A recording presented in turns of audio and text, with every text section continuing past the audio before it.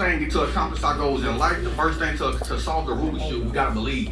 It's like Confucius said, a person who said they can and a person who said they can't are both usually right. All right, so after we believe in ourselves, right, this brings us to step number 2 of solving the Rubik's Cube. Step number 2 of solving the Rubik's Cube, step number 2 of solving your life is to solve your cross. Now, solving your cross means to identify your why, your reasons. You know, a lot of people got different reasons of why they want to become successful in life. You know, I'm a parent. I got 2 beautifully troublemaking babies. And if any of y'all parents, y'all know that y'all are willing to do things for other people that you would not do for yourself, right? So I'm a parent of 2 beautifully troublemaking babies. I want them to do everything I do plus more. So I'm the bar. If I'm the bar, I gotta set the bar high for my children to reach, right? And unfortunately, my parents, I say my children are looking up to me, and I say my parents are looking down on me. Both of my parents, they passed away from cancer. And they invested so much into me, right? And I never got the chance to let them see their investment. So a part of my why is to make my parents proud and to give my kids a good role model to look up to.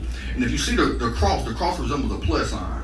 The plus sign gonna keep you charged up when your battery begins to get drained. Y'all, we're gonna experience some trials and tribulations in this thing called life. And you're gonna need something to keep you charged up and in this journey called life. The third step of solving the Rubik's Cube, the third step of solving your life is to fill in your corners. Now, filling in your corners means to surround yourself with people who are going to push you and motivate you to be the best version of yourself. Y'all, you're an average of the people that you surround yourself with. And right now, we're practicing social distancing because of COVID, because of coronavirus, right? But we should have been practicing social distancing away from people who don't have goals, who don't have dreams, who don't have aspirations. Now, right now, if y'all hang around people who sick, chances are you're going to get sick. You know, I apply those same principles to my life. If you want to be successful, you need to find successful people to surround yourself with. As a former teacher, I noticed the trend. All the kids who got straight A's, they home with other kids who got straight A's. That's just the trend. You're average of the people that you surround yourself with. So in addition to surrounding yourself with positive people, y'all, we got to feed our brain. We got to feed our spirit something positive every day. Y'all believe in taking baths every day? Some of y'all are a little quiet when I answer that question. But the same way that you got to take a bath, y'all, we got to cleanse our brain out, cleanse our mental out, cleanse our spirit. This is one of the reasons I don't watch the news. Every time I turn on the news, somebody who look like me getting shot, it's a war, it's a murder. I can't watch it. It's too draining to me. It's negative to my spirit, to my soul. So I decided to turn it off. I listen to motivational speeches on a daily basis. Les Brown, Zig Ziglar, Jim Rohn, Eric Thomas. I gotta feed myself positivity, right? So after we fill in our corners, y'all, we got an entire side of the Rubik's Cube solved. That's a solid foundation. Step number 4 of solving your Rubik's Cube. Step number 4 of solving your life is to take it to the next level. So can I get everybody in here in unison? Can y'all please say take it to the next level? Take it to the next level. Now taking it to the next level simply means to continue to grow, to continue to get better. Y'all know we're in a college town. I read this quote. It said the average college graduate, they read 1 book in their lifetime after they graduate. You know, a lot of times, successful people, they leave blueprints on how to be successful, and they put them in these things called books. And then, we want to be successful, but we don't really read the books. It really don't, and I get it. You don't really like to read, y'all, but it's a myriad of ways we can get information. If you don't like to read, you can go to YouTube University.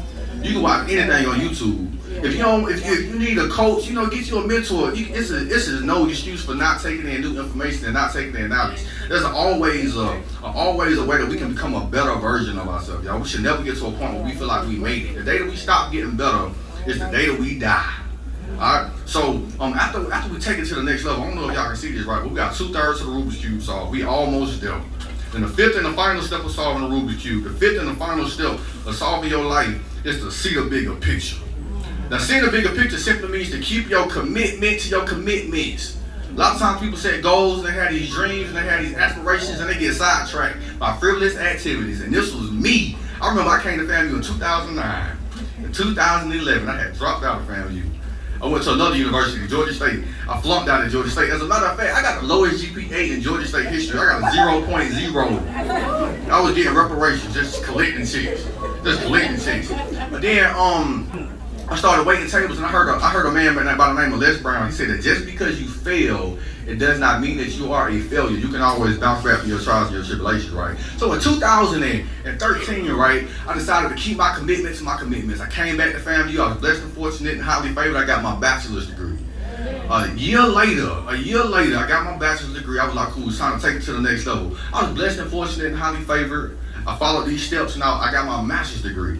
And I taught for 2 years, and then I decided I wanted to kind of continue to serve. And the only way to serve is I got to keep bettering myself, right? So I came back, and I'm currently in a PhD program pursuing my doctorate degree in ed leadership. And I say that not to brag, but I say that to let you know that just because you fail, it does not mean that you are a failure. You can always bounce back from your trials and your tribulations. If you keep your commitment to your commitments, you'll get to a point, y'all, where you have solved your Rubik's Cube. Now, y'all, there's a bonus stuff. Y'all ever seen somebody try to take the stickers off the Rubik's Cube and solve it? If you take the stickers off the Rubik's Cube, all you do is end up with a ruined Rubik's Cube. Now in life, if you try to find shortcuts in life, all you do is end up with a ruined life. Y'all follow these steps. Number 1, believe in yourself. If you don't believe in yourself, don't expect anything to happen for you. Number 2, solve your crossing. Know your why. Know why you're doing this. Step 3, fill in your corners and identify people, positive people in your circle who you want to be like. Step 4, continue to grow. Continue to take it to the next level. And step 5, keep your commitment to your commitments. Y'all, I want to thank y'all for allowing me the opportunity to serve today. If you like